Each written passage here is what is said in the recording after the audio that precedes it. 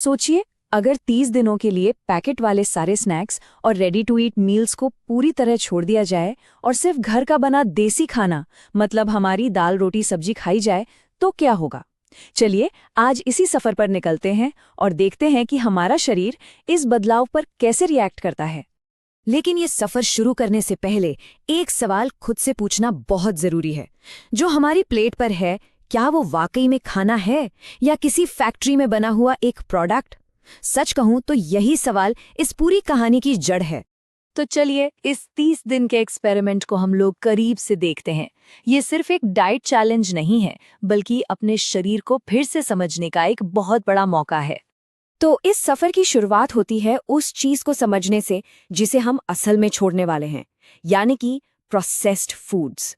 ये हमारी जिंदगी का इतना बड़ा हिस्सा बन गए हैं कि शायद हम इन पर अब ध्यान भी नहीं देते। जरा इन तस्वीरों पर एक नजर डालिए। एक तरफ है चीनी और फैट से भरा हुआ अल्ट्रा प्रोसेस्ड नाश्ता और दूसरी तरफ ताजे फल और दही। फर्क तो एकदम साफ है ना? एक आपको शायद थोड़ी देर की एनर्जी देगा, लेकिन दूसरा पूरे दिन का पोषण। और यही कहानी लंच में भी देखने को मिलती है। एक तरफ है पैकेट वाली ब्रेड का सैंडविच और दूसरी तरफ है विटामिन्स और फाइबर से भरपूर ताजा सलाद। पेट तो देखिए दोनों से भर सकता है, पर शरीर को असली ताकत कहाँ से मिलेगी, ये सोचना होगा। तो आखिर ये अल्ट्रा प्रोसेस्ड फूड्स या यूपीएफ्स हैं क्या? देखिए, सीधे शब्दों में कहें तो ये इंडस्ट्रियल फॉर्मूले हैं। इनमें ऐसी चीजें होती हैं जो आपको घर की रसोई में कभी नहीं मिलेंगी, जैसे कि केमिकल वाले फ्लेवर, प्रिजर्वेटिव्स और आर्टिफिशियल स्वीटनर्स। और इन फूड्स का असर कितना गहरा होता है, ये ग्राफ उसकी बस एक झलक है।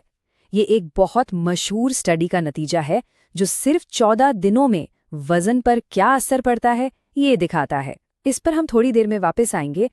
तो सफर शुरू होता है, लेकिन पहला हफ्ता अक्सर सबसे मुश्किल होता है। जब शरीर से अचानक ये सारी प्रोसेस चीजें हटा दी जाती हैं, तो वो एक तरह से संघर्ष करता है।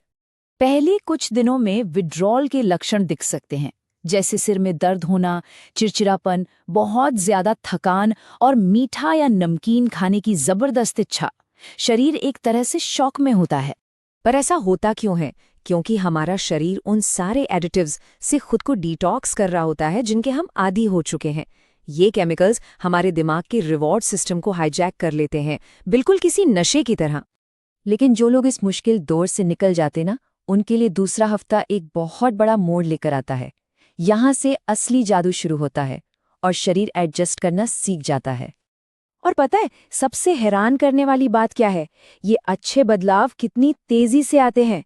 ब्लड शुगर लेवल स्थिर होने लगता है, जिससे दिन भर एनर्जी बनी रहती है। नींद गहरी हो जाती है और पाचन वो भी सुधरने लगता है। चलिए उस ग्राफ पर वापस चलते हैं। देखिए 8वें से 14वें दिन के बीच ये दोनों लाइनें और भी अलग हो रही हैं।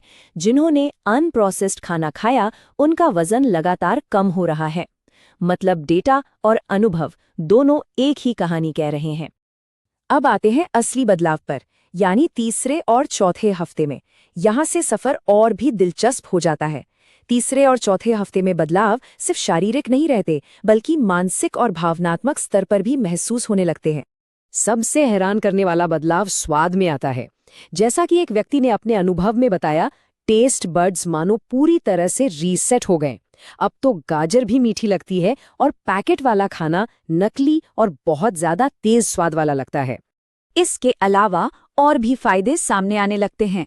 सोचने समझने की शक्ति तेज हो जाती है, मूड स्थिर और खुशनुमा रहता है, त्वचा साफ होने लगती है और शरीर के अंदर की सूजन कम हो जाती है।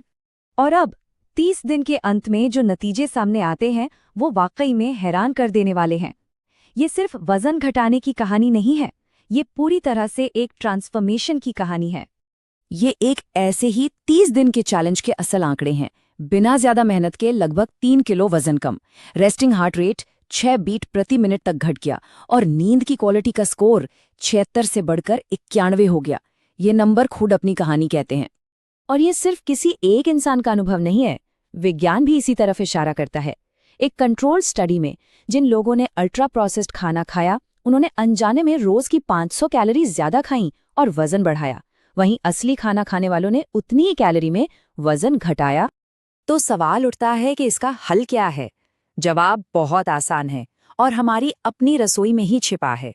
ये कमाल के नतीजे पाने के लिए किसी महंगे सुपर फूड की जरूरत नहीं है।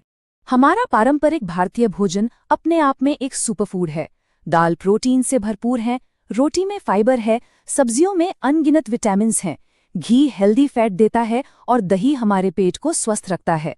हर चीज का अपना एक मकसद है।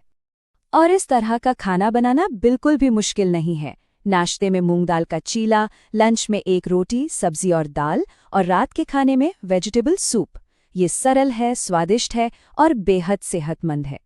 और सबसे अच्छी बात यह है कि जब हम असली खाना खाते हैं तो शरीर खुद अपना संतुलन ढूंढ लेता है। कैलोरी गिनने की या मुश्किल डाइटिंग करने की जरूरत ही नहीं पड़ती। तो अंत में एक विचार, क्या ये अल्ट्रा प्रोसेस्ड स्नैक्स जो इतने आकर्षक लगते हैं, कहीं असली और पौष्टिक भोजन के लिए हमारी कुदरती भूख को ही तो खत्म नहीं कर रहे हैं? इस पर सोचना जरूरी है।